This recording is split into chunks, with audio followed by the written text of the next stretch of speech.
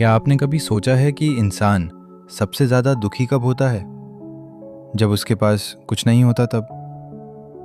नहीं, इंसान सबसे ज़्यादा दुखी तब होता है जब वो उस चीज़ को पकड़े रहता है जिसे उसे बहुत पहले छोड़ देना चाहिए था।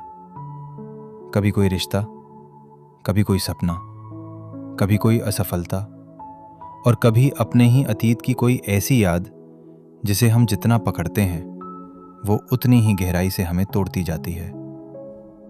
लेकिन अगर मैं आपसे कहूं कि जीवन की सबसे बड़ी कला पाने में नहीं, छोड़ने में है, तो शायद आज की ये कहानी आपकी सोच बदल दे। क्योंकि आज हम बात करेंगे उस कला की जो इंसान को अंदर से मुक्त करती है, द आर्ट ऑफ लेटिंग गो। याद रखिए, जीवन का सबसे सुंदर अध्याय तब शुरू होता है जब आप उन पन्नों को पलटना सीख जाते हैं जिन्हें आप बार बार पढ़कर सिर्फ दुखी हो रहे थे। वेलकम, नमस्कार दोस्तों, स्वागत है आपका आपके अपने चैनल किताबी ज्ञान में, जहां हम किताबों, विचारों और जीवन के गहरे सबक को आसान भाषा में समझते हैं ताकि आप अपनी जिंदगी को बेहतर बना सकें। आज हम समझेंगे विकास दिव्याकीर्ति सर के पावरफुल विचार, द आर्ट ऑफ लेटिंग गो। विकास दिव्याकीर्ति कौन है?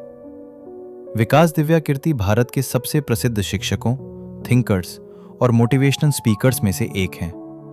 वो दृष्टि IAS के फाउंडर हैं, लेकिन लोग उन्हें सिर्फ UPSC टीचर के रूप में नहीं जानते।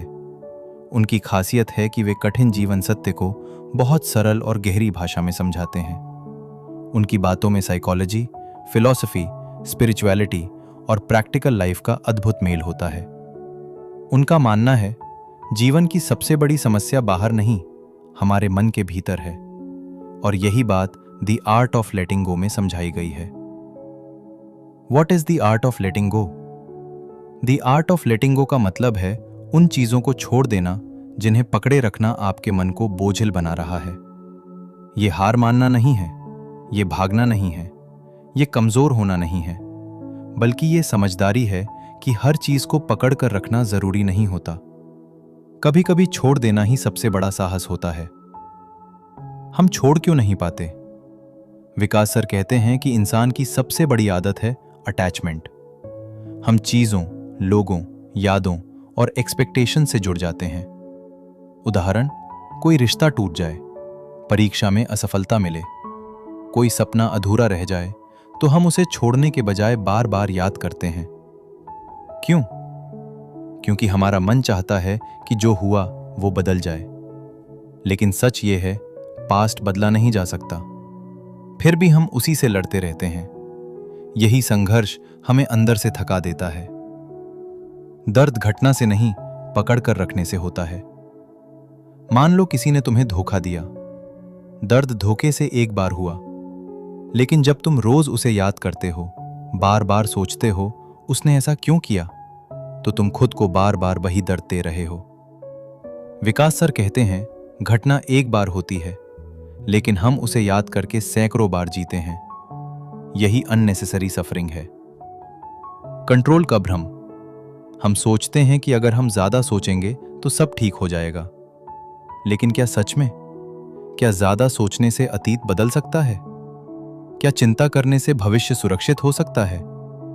नहीं, यह सिर्फ कंट्रोल का इल्यूजन है। जीवन में बहुत सी चीजें हमारे नियंत्रण से बाहर हैं, और जब हम अनकंट्रोलेबल चीजों को कंट्रोल करना चाहते हैं तब एंजाइटी पैदा होती है। एक्सेप्टेंस की शक्ति। लेटिंग गो की शुरुआत एक्सेप्टेंस से होती है। एक्सेप्टेंस का मतलब हार मानना नहीं, इसका मतलब है रियलिटी को वैसा स्वीकार करना जैसा वह है। अगर बारिश हो रही है तो नाराज होने से बारिश नहीं रुकेगी। उसी तरह अगर जीवन में कोई कठिनाई आ गई है तो उसे स्वीकार करना ही पहला समाधान है। एक्सेप्टेंस हमें रेजिस्टेंस से बाहर निकालता है। एक्सपेक्टेशंस दुख की जड़ हैं। हम हर रिश्ते, हर काम और हर परिस्थिति से उम्मीद रखते हैं। लोग हमें समझें, सब कुछ हमारे हिसाब से हो, मेहनत का रिजल्ट तुरंत मिले। जब ऐसा नहीं होता, हम टूट जाते हैं। असल समस्या रियलिटी नहीं होती, समस्या हमारी एक्सपेक्टेशंस होती हैं। विकास सर कहते हैं, दुख अक्सर घटना से नहीं, हमारी उम्मीदों के टूटने से होता है। छोड़ना हारना नहीं, आगे बढ़ना है। एक कहानी समझो। एक यात्री नदी पार कर रहा था। उसने एक भारी पत्थर पकड़ रखा था क्योंकि उसे लगता था यह कीमती है। जैसे जैसे वो आगे बढ़ा, पत्थर का वजन उसे डुबाने लगा। किनारे पहुंचने के लिए उसे पत्थर छोड़ना पड़ा। जीवन में भी कुछ रिश्ते, कुछ यादें, कुछ गिल्ट ऐसे ही पत्थर होते हैं। उन्हें पकड़े रखना हमें डुबोता है, छोड़ देना हमें बचाता है। लेटिंग गो कैसे करें? 1. जो हुआ उसे स्वीकार करो। बार बार क्यों हुआ मत पूछो, पूछो अब आगे क्या करना है। 2. खुद को माफ करो। कई बार हम अपनी गलतियों को पकड़े रहते हैं। गलती सीखने के लिए होती है, जीवन भर खुद को सजा देने के लिए नहीं। 3. वर्तमान में